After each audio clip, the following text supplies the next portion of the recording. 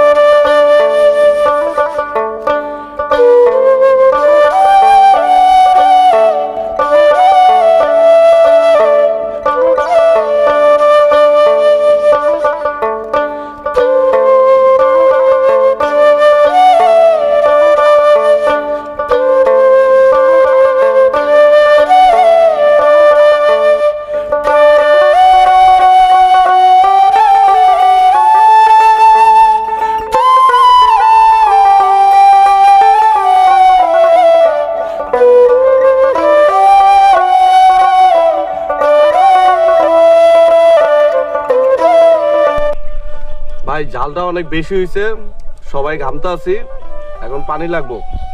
পানির ব্যবস্থা করা হবে, ঘাবড়ানোর কিছু নাই।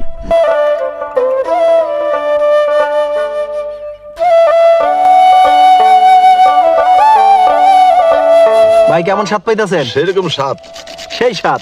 ছোটবেলার পরিবেশ আসতেছে, ফিলিংস লাগতেছে সেই আপনাদের আমলে যেভাবে আপনারা খাইতেন তার চেয়ে ভালো।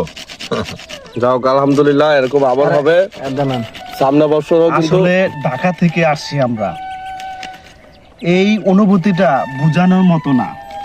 সেই ছোটবেলায় শাহিন আসো, সুবেল ভাই আসো, পলাশ, লুত্তর ভাই কিভাবে আমাদের একটা ডাইকা নিয়ে আসতো।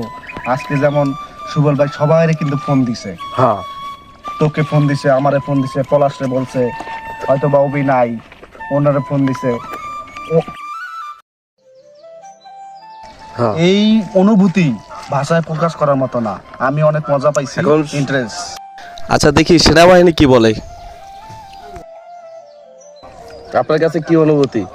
আমার কাছে অত্যন্ত ভালো লাগছে যে আমরা সবাই কর্মের তাগিদে এক একটা শহরে এক একজন থাকি।